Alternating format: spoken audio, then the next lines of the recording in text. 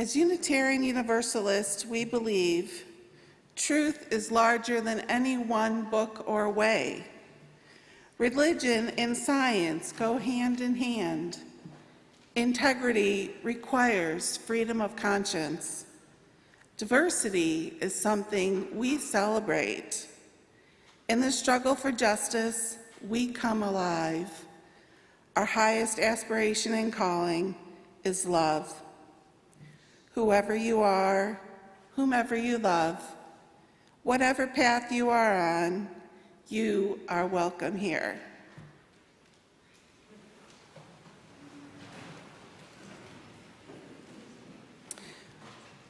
We light this chalice as a symbol of the love and light we bring into the lives of each other every time we meet, whether in person, by telephone, email, or in the many other ways we can connect. May our light shine in the darkness, showing others a place of freedom and joy.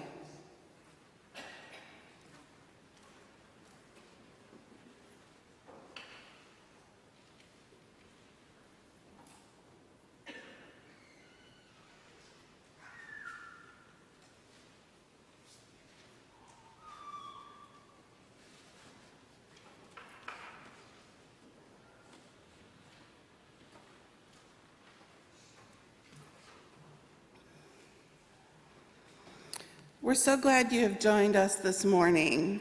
Whether in the sanctuary or by YouTube, your presence is important to all of us in our faith community. We have so much good that's going on at West Shore. Check out the West Shore Weekly in your order of service to learn about current events and how you can be involved. One note in the order of service: when I was preparing yesterday, I realized that we needed to make a change in order to keep the strength of one of the readings going into the For All That Is Our Lives ritual. So the middle community singing, I've Got Peace Like a River, will not be sung today. We welcome our guest speaker this morning.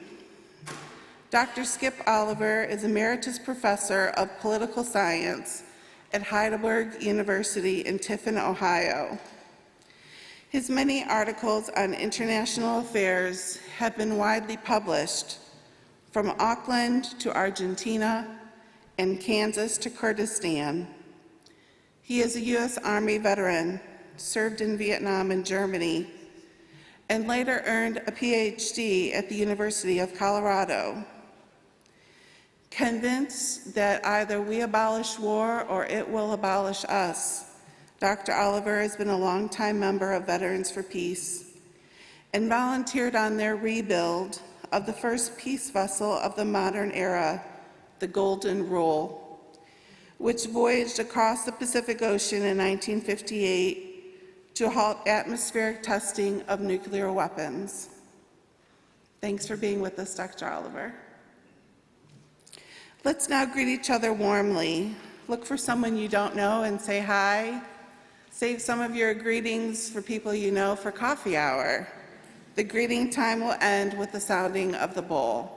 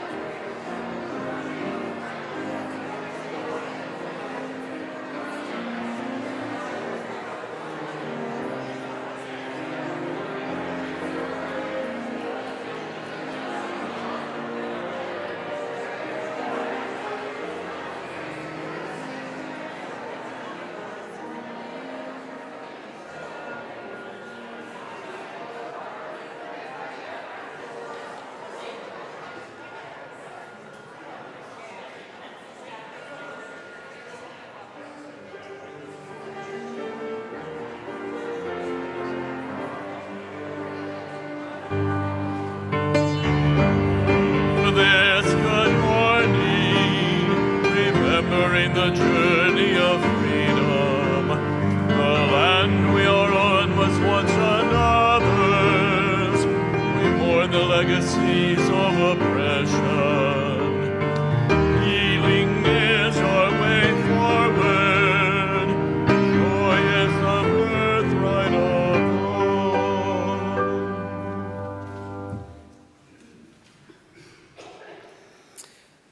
For today's call to the offering, I'd like to share how actively participating in the West Shore community has been a boon to my mental health. As I have shared before in my reflections, I've been diagnosed with anxiety and depression, for which I'm in therapy and take medications as prescribed by my doctor. Unfortunately, even with these treatments, the depression and anxiety I experience don't go away completely. When I'm feeling down, I tend to isolate from others. I just want to curl up under a blanket and be alone.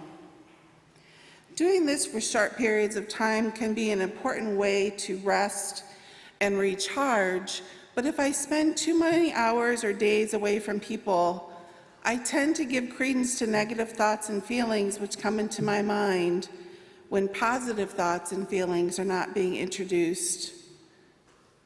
I have missed several services this summer and have not attended coffee hour for about a year, but I'm so glad I pushed myself to attend the service in person and attend coffee hour last week. This gave me many opportunities to practice smiling and be encouraging and loving to others. I have learned that the endorphins released when I smile help me feel better, as do the greetings and hugs I exchange with other church attendees. I have remembered that self-care is intertwined with caring for others. If you're not able to meet people in person, I encourage you to reach out by telephone, email, or text. Practice smiling as you speak on the phone. The person on the other end may not be able to see your smile, but they will hear it in your voice, and your love will be conveyed to them and most likely returned to you by them. Who will you contact this week? I hope you reach out to one or two people today and share your love. The rewards are endless. The offering will now be given and gratefully received.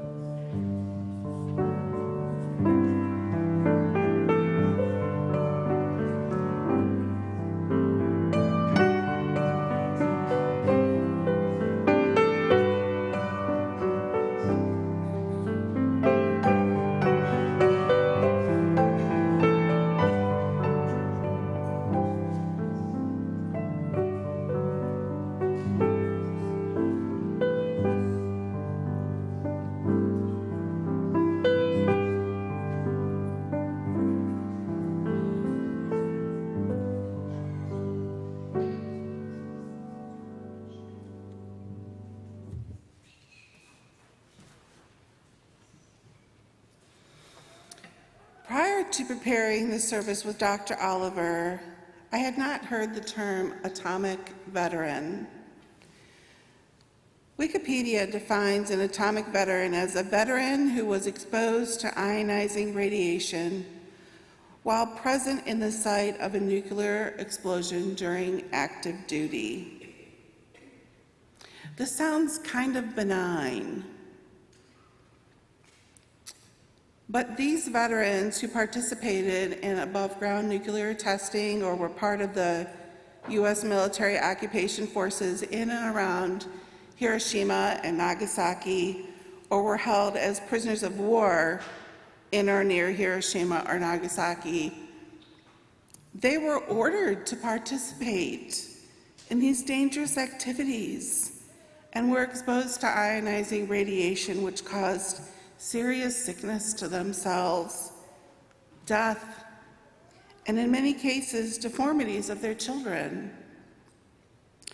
I ask you to close your eyes during this reading and see in your mind's eye the dragon this poem speaks of. I Have Seen the Dragon by Stephen M. Osborne, atomic veteran, 2nd November 2006. I have seen the dragon through clenched lids and arms pressed tight. I have felt its hot breath on my back and listened to the rumble of its voice. I have looked upon its breath, glowing amethyst, red, and purple, climbing toward the stratosphere to deposit its venom downward. I have waited in fear as my gums began to bleed and my hair came out in clumps. I breathed a prayer of thanks as I began to heal. After 50 years, our ranks are thin. We who have seen the dragon and survived, those who have died or are sickened still, their numbers are legion. All we can hope for, work for, pray for, is that no madman will ever be allowed to unleash the dragon again, for its legacy to all is death, disease, and decay.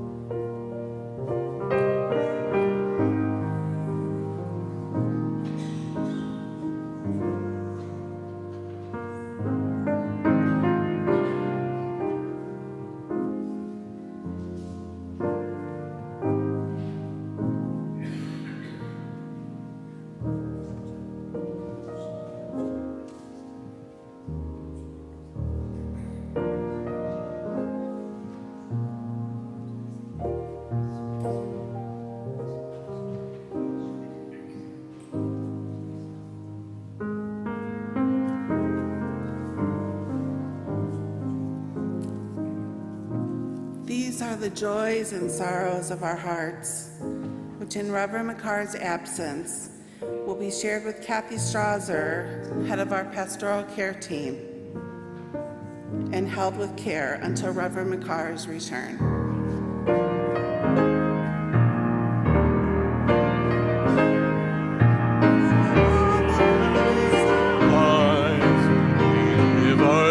And praise, for all life is a gift which we are called to use to build the common good and make our own days glad.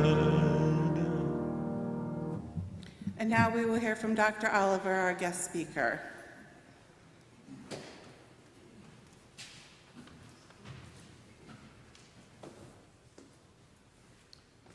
Thank you very much for that very nice introduction.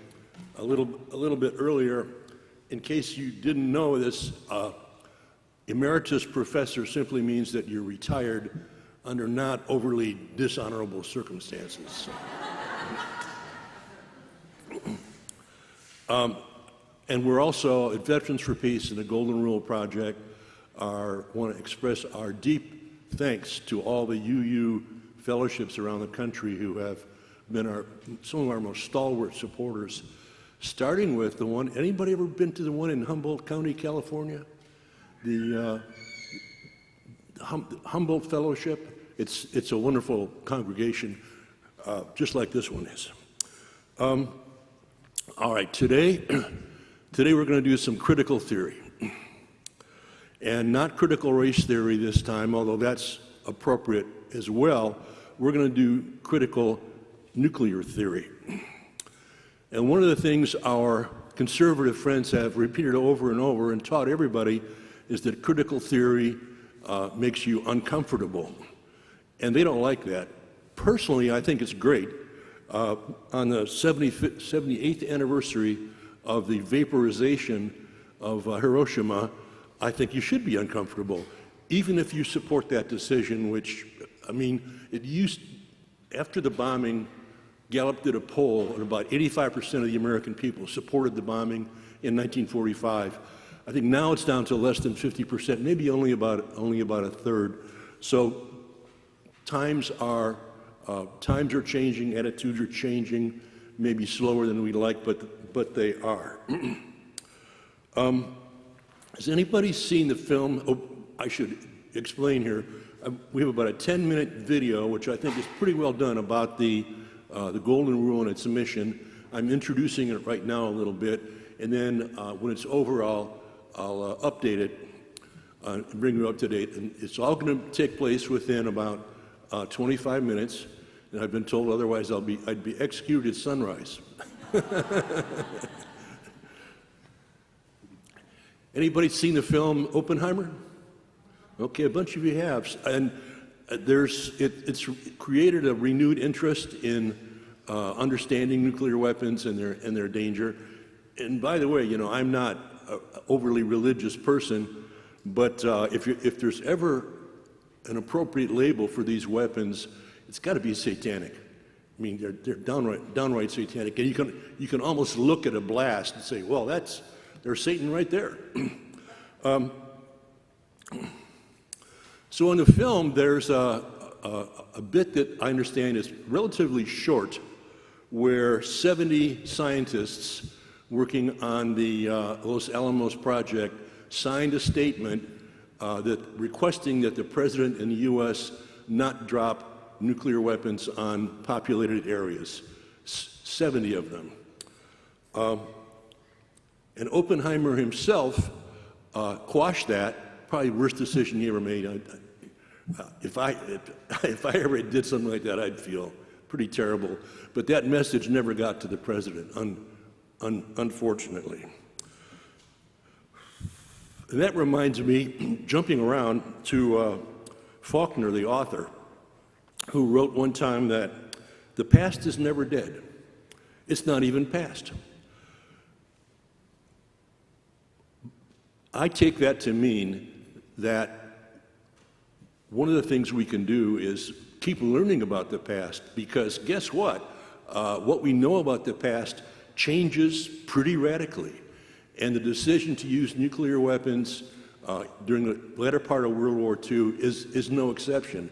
We never, so my point is about Faulkner, my point is that we know more now about that decision than people did at the time. Even some of the higher up officials. Truman never knew the plea by the scientists not to use it on people because he never got the memo, so to speak.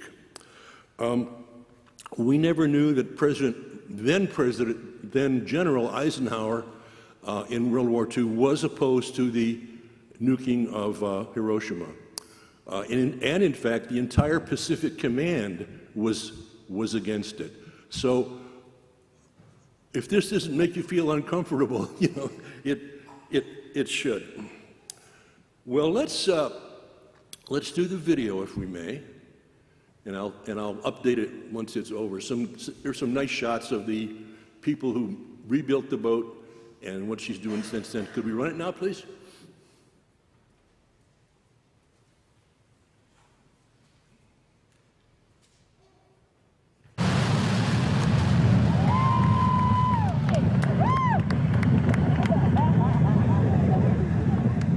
This is a very small vessel with a big mission.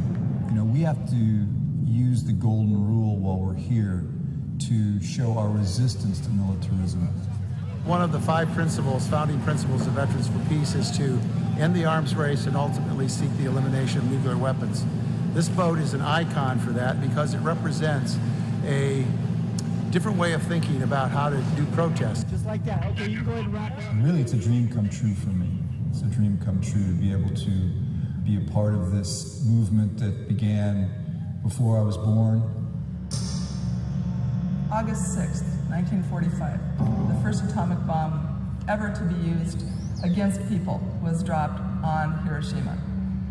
And August 9th, again, on Nagasaki, a different kind of bomb was dropped.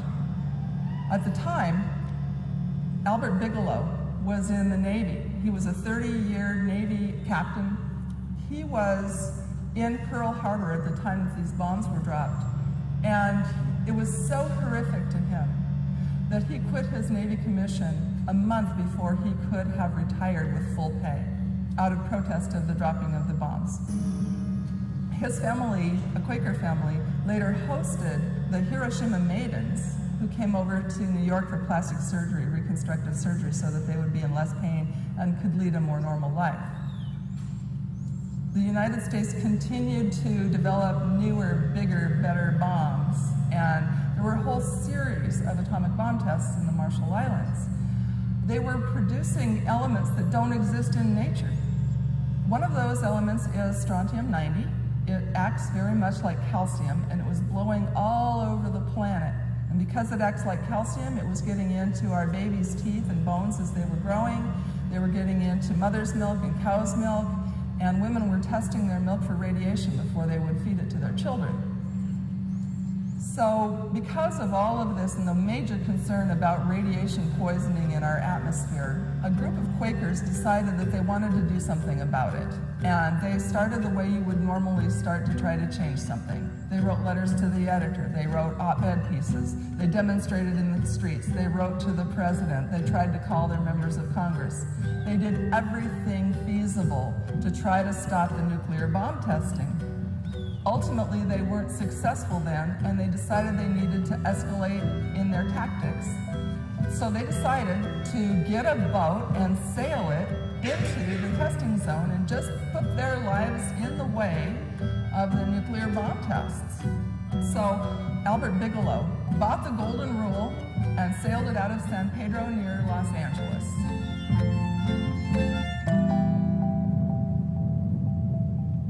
We want to help the public understand that there are other ways to deal with potential conflicts with other countries than to declare war or even threaten war, or even for our country to be constantly preparing for war. We spend over half of the IRS income tax dollars on war.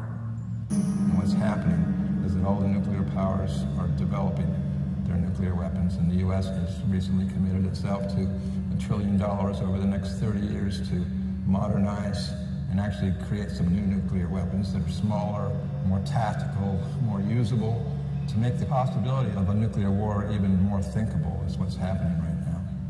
They maintain that they need nuclear weapons for their whole security strategy, but you know what kind of strategy is that? Mutually assured destruction. And the very real threat of a nuclear war between North Korea and the U.S. with our President Donald Trump threatening to totally destroy North Korea, and of course North Korea promising to respond in kind. So it's a very, very dangerous situation right now. As we sail on our voyages, we've had 3 years now, mostly on the West Coast, and we're always running into people who are either new people on the crew of the Golden Rule or on the sister ship, Phoenix of Hiroshima. So there's a lot of history there. We run into like Quaker activists who say they went to their first demonstration when they were 7 years old, when their parents took them to a demonstration to free the crew of the Golden Rule. So they got to Honolulu, they resupplied, and they were headed to the Marshall Islands. Well, the Coast Guard cutter brought them back. And they ended up putting the members on trial and convicting them of a number of violations that were ultimately thrown up. So that attracted nationwide attention and worldwide attention ultimately. During their trial in Honolulu, another boat appeared at the same dock, 2 slips down, the Phoenix of Hiroshima, captained by Dr. Earl Reynolds, who had just spent 3 years studying the effects of radiation on children in Hiroshima. And they heard the story, and they attended the trial. And they were so moved by the bravery of these men that were going to put their lives in danger to stop this terrible arms race. They decided that they would take the baton, they would go to the Marshall Islands and put their own lives in the way. And when they got into the atomic testing zone, the Coast Guard caught up with them and arrested them and sent them back to Honolulu for trial. What that protest started was a worldwide protest against nuclear atmospheric testing, resulted ultimately in the signing of the Partial Test Ban Treaty of 1963. It also spawned the founding of Greenpeace and other activist organizations. Bigelow sold the boat, the Golden Rule. After Golden Rule was sold in Honolulu, nobody heard from it for decades. And then in 2010, she was a derelict boat floating around in Humboldt Bay, and she sank in a gale.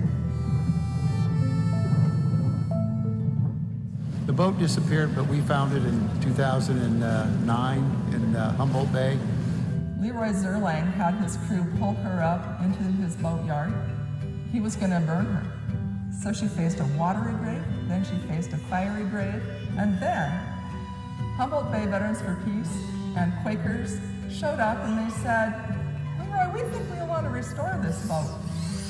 Could you give us a year in your boatyard? And we want to rebuild this boat. They relaunched it June 15th, 2015. Then we took off July 20th. We stopped in 10 different ports of call. Our second seasonal voyage, 2016, we went all over the waters of Oregon, Washington, and British Columbia, where we were able to give 23 educational presentations. We've been specifically sailing in support of the United Nations Treaty on the Prohibition of Nuclear Weapons, which just passed last month or so, 122-1 in the United Nations General Assembly. So it's a very exciting development. If you love this planet, you will sign this treaty. Nuclear weapon has always been immoral. Now they are also illegal.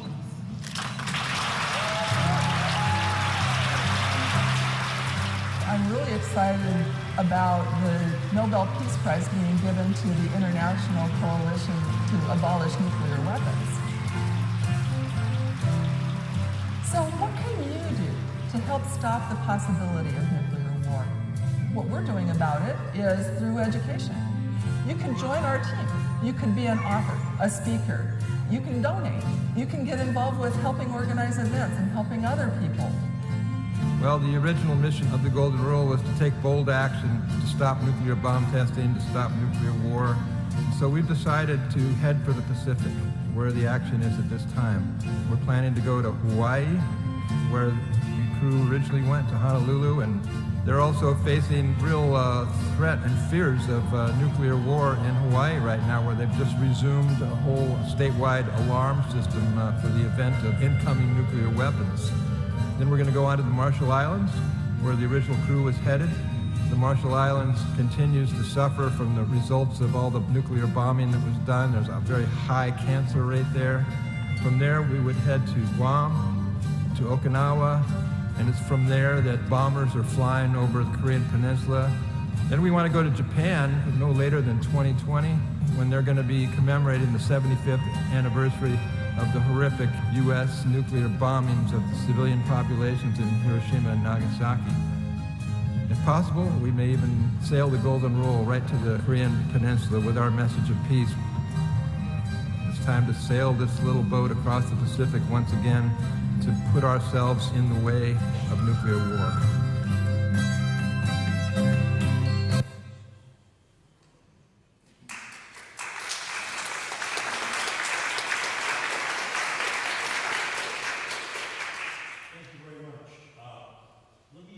Corrections and additions and a few other comments about the video, keeping within my time limit, which, by the way, we have the same time limit at our little UU group in Erie County, so I'm not objecting to that in the slightest. There's some drawings in the film there, and those drawings of the boat, the Pacific Ocean, those drawings are by the skipper, Albert Bigelow, who studied architecture at Harvard, played hockey, and wound up, he and another crew member became freedom riders in the 60s, and John Lewis, they got in between a mob and John Lewis at a bus station in South Carolina, and John Lewis gave him credit for saving his life, amazingly. There's also a really good, it's in the deeper dive literature you have, but Bigelow's book, which he wrote, I think, around 1959, is an account of the journey, the rationale, what it's like for a Quaker who doesn't believe in a hierarchy to be the skipper of a boat. I mean, how do you do that? I mean, I don't even know. And there's also an account. It's really a seriously good read, especially if you like boats like we do. Yeah, so we're trying to honor the original crew and what they accomplished, trying to carry on that tradition. When they were arrested in Hawaii, I just wanted to clarify, there was no law that they broke. The Atomic Energy Commission ran the nuclear program at the time and simply said, oh, you can't go there, this is this rule we have. Well, they completely ignored Admiralty law and the law of the sea. There was no law that they broke. And all the judges that were presented with those related cases basically laughed at him and threw him out of court. So it wasn't their fault that they were arrested, and they did absolutely nothing wrong. And then, in the video there, they're making plans. We were making plans to take the boat to Hiroshima for the 75th anniversary of the bombing in 2020. But events intervened. What do you think happened? COVID, yes. COVID caused a change in plans. And that boat, by the way, is made for coastal cruising. It's really not that suitable, no refrigeration, no modern conveniences to speak of. And plus, it's not hugely strong or hugely big for an ocean crossing. But they made it to Hawaii. Again, we made it just a few years ago. Events intervened, couldn't continue that mission, sailed around Hawaii, and then Captain Kiko, who you may meet later today, who's in town with the boat, skippered it back from Hawaii to California, and then we said, "Oh, sorry, what are we going to do now? How do we continue this mission?" And there were old proposals about 10 years ago. Some people said, "All right, we want to do the Great Loop. We want to do the Great Loop and take this boat not just from Pacific and California and Vancouver and Oregon and everywhere else, and Mexico. We want to take it around eastern United States. The Great Loop started in Minneapolis, all the way down the Mississippi, Tombigbee Waterway, which lets out in Mobile, Alabama. They did all the way around Florida with a side trip to Cuba. So and the Great Loop winds up going back up the Erie Canal through the Hudson River and back through the lakes, back around the upper lakes to Chicago, where the journey is going to. This part of the journey will be ending, and that's you're making a great circle around the eastern U.S. And they're already about 75 or 80% done with that. So I take great pride in it. I was on the original crew after the rebuild, and I'm proud to have helped with the rebuild. But I don't think I really could have done what they have accomplished since last September. Keeping this, it's not hard. They had a little incident 2 days ago where they got, everybody thinks that the Great Lakes are puddles. Not much going on there, not too dangerous. Well, guess again. Half the crew got seasick 2 days ago in these steep Lake Erie chop. The waves are only 6 feet high, but they're 6 feet apart, and they're sort of vertical. So yes, the crew. I admire the crew tremendously for what they've accomplished and for making it to Cleveland. I live in Sandusky, and they're due in Sandusky in a couple days, and I'm cheering them on. But if you keep a schedule like that, they went to Maine, they went to Toronto, as I said, they went to Cuba. If you keep a schedule like that, and you're moving every couple days, it's not like a pleasure cruise. I mean, it's really not. It's work, and I really give them a lot of credit for their perseverance to get it done. Okay, and the boat is here down at by the Rock and Roll Hall of Fame. What's that marina called? I'm having a senior moment. Yep, North Coast Harbor Marina, right. And there's some other events today, which there's somebody here from the boat, I think, who can fill you in more on those. I would like to finish up by urging you to take a role in getting rid of nuclear weapons. The atomic clock from the Union of Concerned Scientists, the Bulletin of the Atomic Scientists, is now within, 90 seconds to midnight. Maybe North Korea. North Korea is still a dangerous situation. The situation in Ukraine is maybe even more dangerous. The situation between Pakistan and India is very nuclear-armed countries is very dangerous. So there's a big international group, which was in the film there, the International Campaign to Abolish Nuclear Weapons, based in Switzerland. They have 700 different organizations who are part of it. The UU, I'm sure some UU congregations are part of that as well. But they were able to pass legislation which has been ratified by a sufficient number of countries, and nuclear weapons are now illegal. As the lady said, the Hiroshima maiden said at the end of the video there. You can, and I looked at the ICANN website yesterday, but the things we can all do.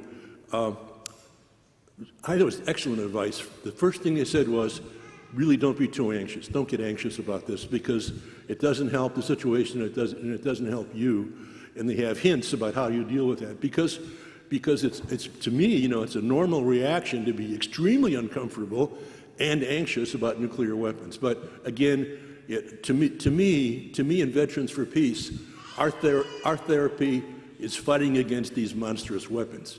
That's a therapy for us, and that makes me less anxious and less depressed. So, but you can look at that website. I think it's really good advice.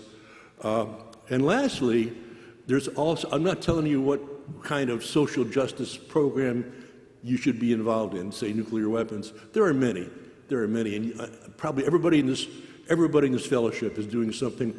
Probably a lot of you, a lot more than I do. So, thanks for that. Thanks for all that you do.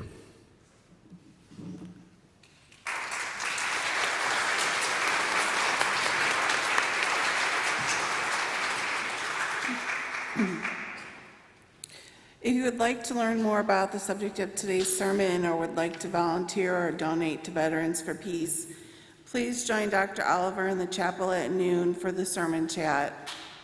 And perhaps we could maybe even start it a little earlier, since we're ending a little earlier. Maybe 11:30, because it's only 11 o'clock. Let's stand and sing This Is My Song.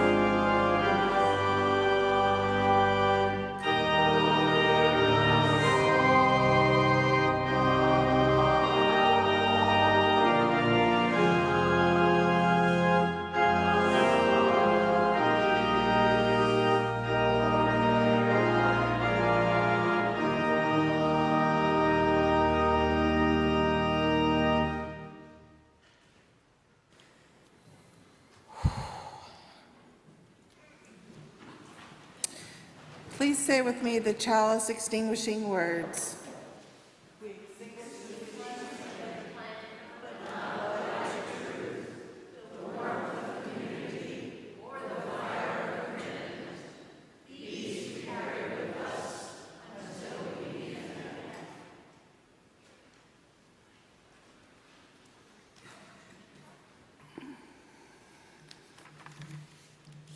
Our benediction today is the poem Serenity Set Sail, written by Amy Fontaine for the 2011 Redwood Coast Peace Poetry Contest, Veterans for Peace, Humboldt Bay, Chapter 56. Close your eyes and see the ship. The Golden Rule swings out into sparkling Humboldt Bay waters, with the wind in her sails and deep tree vitality breathed anew into her weathered masts. Former soldiers, as patient as the redwoods, found a way to give her wings again. She shimmers across the surface like a pond-skipping dragonfly, away towards our dreams on some unforeseen shore. Really, none of us lives for tooth and claw, arrow and scar. We live for the scent of sunlit grass, for a young child's laugh upon seeing a snail for the first time. And this little boat keeps her promise to the sunset, venturing into the horizon on her mission of peace. Our hearts go with her.